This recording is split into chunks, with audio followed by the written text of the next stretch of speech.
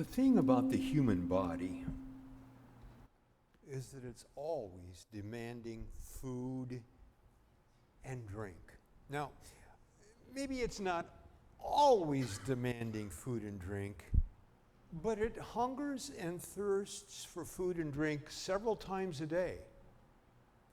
And even if we're okay right at this moment, coasting on our last meal and the last chance we had to drink something, we always want to know where our next meal and our next drink is coming from. And if we don't know, we can become pretty anxious. Now, we need look no further than Israel's exodus from Egypt to see that anxiety highlighted and written in bold typeface. I mean, the children of Israel had barely escaped from Egypt when they started complaining they were going to starve to death out here in this barren desert. If we had only died by the Lord's hand in Egypt, they wailed. There we sat around pots of meat and ate all the food we wanted, but you brought us out into this desert to starve this entire assembly to death. See, they were anxious about where their next meal was coming from. But in the morning, a strange substance called manna, which provided all the nutrients, calories, protein, carbohydrates, and fiber that they needed for a well-balanced diet, stretched on the ground around them, free for the gathering. All the time that they wandered in the desert, they ate manna. God had sent manna to meet Israel's hunger. But then they started complaining about nothing but manna. Yeah, they had enough to eat. It was well balanced and nourishing, but it was boring. There wasn't enough variety. It was always the same old thing. Manna for breakfast, manna for lunch, manna for supper. What about some lasagna or pizza to break the monotony? What about steak with salad and peas and baked potato with lots of butter and sour cream with chocolate cake for dessert? The rabble began to crave other food, and the Israelites started wailing, "Oh, if we only had meat to eat. We remember the fish we ate in Egypt at no cost. Also the cucumbers, melons, leeks, onions, and garlic, but now we've lost our appetite. We never see anything but this manna." So God sent them quail to meet their lust for variety and for meat. But then, despite all that God had done on their behalf, bringing them out of Egypt and giving them manna and giving them meat, when the children of Israel got to a place with no apparent water supply, they immediately started complaining again. They were thirsty, and they interpreted their thirst as evidence that God had failed them. And so they grumbled against Moses, saying, "Why did you bring us up out of Egypt to make us and our children and our livestock die of thirst?" So God sent them water to meet their thirst. God sent manna. He sent meat. He sent water to slake Israel's hunger and thirst. Now, it was a physical hunger and thirst that were immediately being met here. But there was also a spiritual hunger and thirst in view here. See, Israel was hungering and thirsting for the spiritual food of assurance of God's acceptance and love and care. And as God gave the Israelites manna and meat and water, He was giving them spiritual food as well, as He assured them that He was with them and He was watching over them. God was saying to Israel, in me there is food for the hungry. There is drink for the thirsty. Now we see the Israelites in need of assurance of God's acceptance and love and care once again in Isaiah 55.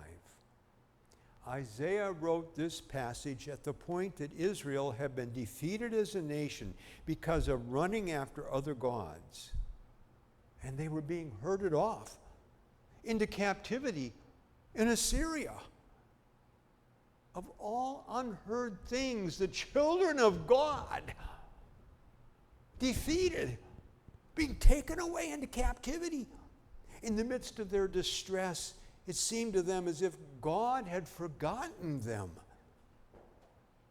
They had a parched throat, aching belly, hunger and thirst for the spiritual food of assurance that God had not abandoned them. Now, yes, there were probably moments in their loathsome, wearisome slog along the road into captivity when they suffered physical hunger and thirst and they longed for food and drink. But the basic hunger Israel was suffering from was a spiritual hunger. It was a longing for good news, for words of God's constancy and care, like what had happened with Israel during the Exodus. But this time, there was no Moses to provide either physical or spiritual food or drink in the midst of the scorching desert of Assyrian captivity. But yet, there was a word. There was a message from God for Israel. It was a response from the mouth and the pen of Isaiah. Isaiah responds to Israel's longing for God's acceptance and love and care with the imagery of food and drink as we saw it in the passage that Jennifer read. Come, all you who are thirsty, come to the waters. And you who have no money, come buy and eat. Come buy wine and milk without money and without cost. Why spend money on what is not bread, and your labor on what does not satisfy? Listen to me, and eat what is good, and your soul will delight in the richest of fare. Give ear and come to me. Hear me, that your soul may live. I will make an everlasting covenant with you, my faithful love, promised to David. Now, this was a word that pointed back to that time in the desert, when all who were hungry came, and there was manna and there was meat. When all who were thirsty came, and there was water out of a rock. But the waters and the wine and the milk and the bread to which Isaiah was inviting the children of Israel were spiritual, not physical food and drink. They were the waters of assurance of God's loving care that would sustain them spiritually, even as they endured their captivity. These words were a promise that God would remember Israel and would once again establish an everlasting covenant with them. These words were spiritual food and drink in response to Israel's hunger and thirst. God was saying to Israel, in me there is food for the hungry. In me there is drink for the thirsty. Now, 700 years later, Jesus would intertwine speaking of physical and spiritual food and drink beside Jacob's well in Samaria, where we see a woman showing up to draw water, only to encounter a man, a Jewish man nonetheless, who asks her for a drink. When she wonders how he, a Jew could ask a drink of her, a Samaritan woman crossing the barriers of gender separation and racial hatred, he says, if you knew the gift of God and who it is that asked you for a drink, you would have asked him, and he would have given you living water. Jesus had asked her to give him water. But then when she was puzzled by the request, he offers to turn it around and give her water. Living water. Now the problem is that the woman is so firmly fixed in the physical realm that she has no idea what this living water is about. She has no reason to suspect that there's anything involved here besides physical H2O. But she's going to quickly learn that Jesus has something entirely different than physical water on offer. As Jesus explains it, everyone who drinks this water, physical water, water from a hole in the ground, will be thirsty again. But whoever drinks the water I give them, spiritual water, water of relationship with God, will never thirst. Indeed, the water I give them will become in them a spring of water welling up to eternal life, which is most assuredly spiritual water. Although the woman doesn't know it, Jesus is offering her the same spiritual food and drink of Exodus and of Isaiah. He's offering her the assurance of God's acceptance and love and care. He's offering her Isaiah's water of an everlasting covenant, a new kingdom, the kingdom of God.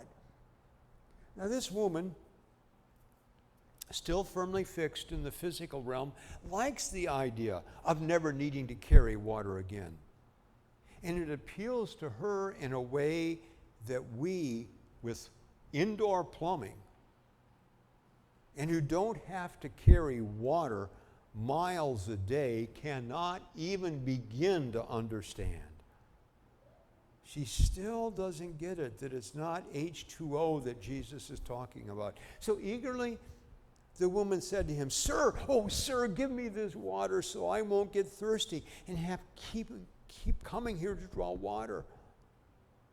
But Jesus, turning from the idea of physical water to the spiritual water of relationship with God, tells her that a time is coming and has now come right here at this moment beside the well in Samaria, when the true worshipers will worship the Father in spirit and truth, for they're the kind of worshipers the Father seeks. God is spirit, and his worshipers must worship in spirit and in truth. Finally realizing that Jesus is speaking of the spiritual realm, not the physical realm, the woman says, "I know that Messiah, called Christ, is coming." To which Jesus replies, "I who speak to you am he." Now in saying this, Jesus is saying, I am the water. I am the living water. I am the wine and the milk and the bread of which Isaiah spoke. I am the Messiah. Amazed by how Jesus has shifted the conversation from the physical realm to the spiritual realm, the woman went back to town and said to the people, "Come, see a man who told me everything I ever did. A man who asked me for physical water and turned it around and gave me spiritual water instead. A man from whom I can feel the warmth of acceptance and of love and of grace and of care. Could this be the Christ?" Water, living water, water from the spiritual realm, water of acceptance and grace and love and care, had gushed on this woman caught in a desert of marital breakdown and societal disapproval. It was the water of grace and love and acceptance, and it led the woman to conclude that this physical man who stood before her must be the spiritual man known as the Messiah, the Christ, the anointed one, the one who is to come. And in this way, the woman, a Samaritan woman nonetheless, became one of the first people in the Gospels to comprehend that Jesus is living water. That it is in him that God is establishing his new everlasting covenant and building a new kingdom. And that through their acceptance of him as Messiah and living water, all peoples may come to the waters, may come buy wine and milk without money and without cost. God was saying, in me there is food for the hungry, there is drink for the thirsty. Now, this intertwining of physical food and drink and spiritual food and drink takes us to the story we find in Matthew 26. While they were eating, Jesus took bread, gave thanks, and broke it, and gave it to the disciples, saying, "Take and eat, this is my body." And he took the cup, gave thanks, and offered it to them, saying, "Drink from it, all of you.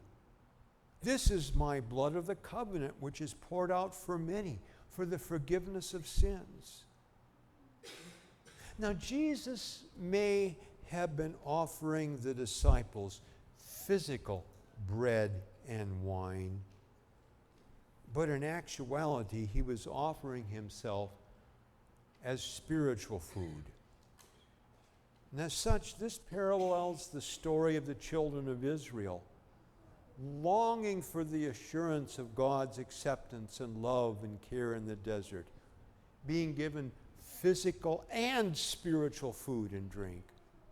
It parallels the story of Israel longing for the assurance of God's love and care in the midst of its captivity in Assyria, being offered the spiritual food and drink of wine and milk and bread without money and without cost. It parallels the story of Jesus offering living water, spiritual water, the water of God's acceptance and love and care to the Samaritan woman. Yes, the bread Jesus offers to the disciples is from wheat that grew in a Judean field. And the wine is from grapes that grew in a Judean vineyard. But what is actually on offer here is the spiritual food of God's acceptance and love and care and of invitation and welcome into his kingdom. Now, the Gospel of John does the best job of conveying the tie between the physical food and spiritual food in what Jesus says in John 6. See, Jesus told the crowd in this story that I am the bread of life. Your forefathers ate the manna in the desert. Incredible gift of God. Yet they died. But here is the bread that comes down from heaven, which a man may eat and not die. I am the living bread that came down from heaven. If anyone eats of this bread, he will live forever. This bread is my flesh, which I will give for the life of the world. what Jesus offered the disciples and offers us in the Lord's Supper is spiritual food being presented as physical. See, that's why we can be satisfied with the small amounts of the physical elements that we are served each time we celebrate the Lord's Supper. It's just a little cube of bread. It's just a little cup of juice. But these physical elements represent spiritual food that assures us of God's acceptance and love and care. And so today, right now, I'm going to ask the servers to come and to pass out the bread. Please, you can remain seated, but receive this bread and hold it till we partake together. Will the servers please come?